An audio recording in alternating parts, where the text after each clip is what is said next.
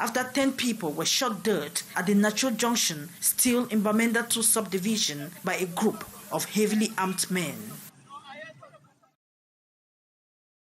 The population of Douala has lamented the bad state of roads that further degrades with a heavy downpour in Cameroon's economic city. Douala, Gladys Ambodiba visited some of these areas, talked to drivers and put together the following report. Large potholes along the main street at Bepanda Omispor in the Douala 5 subdivision. They enlarge daily, and when it rains, water covers the potholes, causing movement of persons and vehicles difficult. Bike riders have described them as death traps. The bad state of road here in Douala is deplorable. This is a road that's leading to the stadium of Mispor, but people have been falling there. Just today, one notice that he fell there with customers. When heavy-duty trucks enter into the potholes, water spreads into shops situated along the street, leaving the owners uncomfortable. We have been told some businesses have temporarily suspended activities as a result of the inconveniences. This lady says she has no choice than to raise a blockade at the door to prevent water from entering into her shop.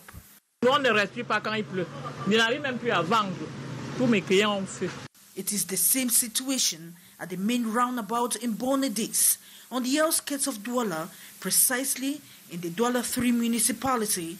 Here, the potholes and fissures on the road provoke huge traffic. To pass this place, you can come here with passengers, you come and be here for 2 hours, 3 hours to pass this place. You see people fall here every day. They carry people here and go to the hospital because of the bad road. The bad state of roads send the drivers to the garage frequently, and this affects their daily revenue. There's pocket that people use machine for 2 months.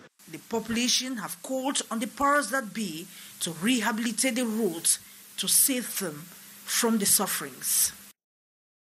And we take you to Marwa in the far north region of Cameroon, where major reconstruction works are going on. Birds at a snail pace. Members of the Road Fund Commission were on an inspection tour, or rather, to Wuhan, have expressed mixed feelings after visiting major projects in Marwa. They have urged contractors to respect the contract terms and speed up works more in the following story.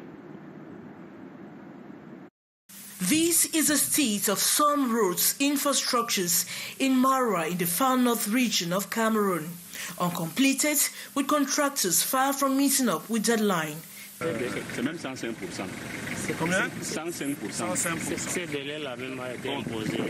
Some of the roads have not witnessed any advancements in terms of construction works, thus causing a major hindrance to the population who depend on it for their economic activities.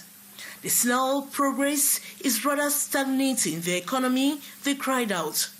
A mission led by Francois Soman, Vice President of the Road Fund Commission, are on a 5-day inspection tour. Focus is on a 10 road infrastructure in Diamare, Mayo Sava, Mayo Dane, and Mayo Tanaga subdivisions. Their observation is clear. Some contracting companies have made significant progress, while others are working at slow pace, so meeting up to deadline is far-fetched. In Mora, for instance, the construction of drainages are visible. We moved further to Mora, Kogi, Amshide, better still the bridge on Limani in Mayo Sava. Yet difficulties hindering effective completion of the projects like poor weather were raised. The committee holds mixed feelings.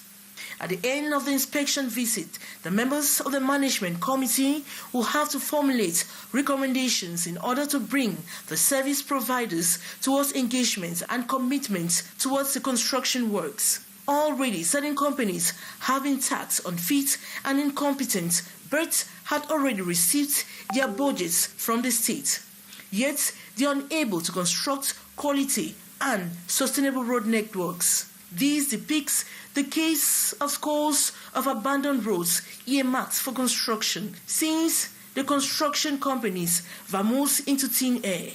However, the Commission have said all construction companies accused of delays and incompetence will have to explain themselves at the Road Fund Commission or be blacklisted upon failure to do so.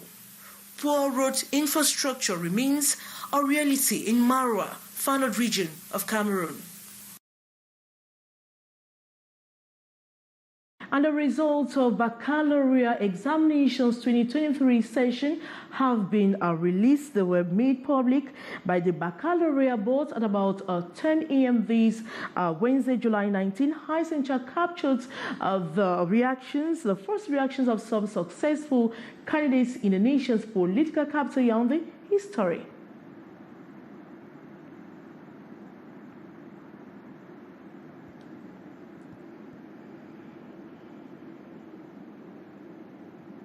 We are talking about results of Baccalaureate Examinations 2023 session that has been released. They were made public by the Baccalaureate Board at about 10 a.m.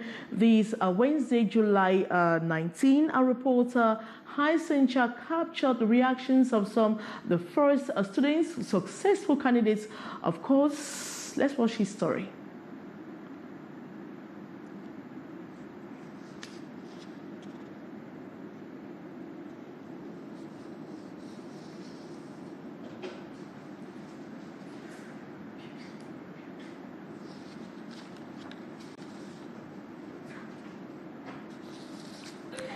We move on to something else. While some consider the holidays as ample resting time, other students see it as an opportunity to enhance their technological skills, crafting themselves or creating themselves acquainted, getting themselves acquainted with the digital world and its enormous opportunities. Hisencha and Chelsea Kwan went visiting one of the centers in Yaoundé. Let's watch their story.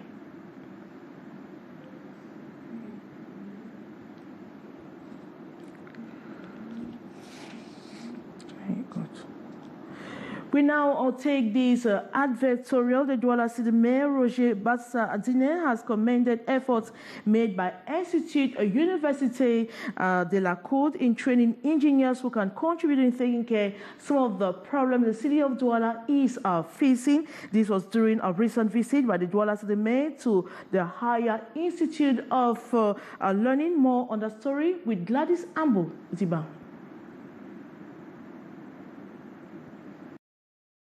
From one technical workshop to the other at the main campus of Institut Universitaire de la Côte in Douala, the Douala City Mayor, Roger Bassandine, was fascinated by what he saw.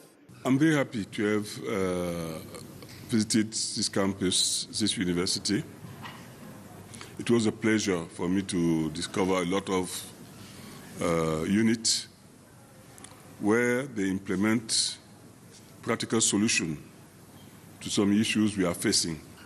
During this visit to the higher institution, July 13, 2023, the city mayor commended the chief executive officer, Paul Nguimazap, for his contribution in improving professional education in Cameroon and consequently to the economy of the country. The city mayor regretted the unfruitful partnership the Douala City Council had with the higher institution of learning and promised to revive the partnership as he expressed convictions graduates of Institut Universitaire de la Côte could greatly contribute in resolving some problems faced by the city of Douala. We are going to work the issues of development of and so on, and the chief executive officer of Institut Universitaire de la Côte was delighted such a visit will go a long way to strengthen cooperation between the higher institution of learning and the Douala City Council. Merci à Monsieur le Maire. Our invitation, especially in the digital sphere. Created in the year 2000, Institut Universitaire de la Côte has graduated thousands of students and professionals over the years and currently counts more than 10,600 students in all its campuses in Douala. The institution equally offers prestigious executive programs in partnership with local and foreign universities. Yeah, sorry for the technical hitches. That advertorial brings us to the end of this edition of the Primetime Newscast in the English language on Canal International. Thanks so much for watching. But coming up next is the brief with Lil Pichu. As well, we'll be back same time tomorrow. Good night.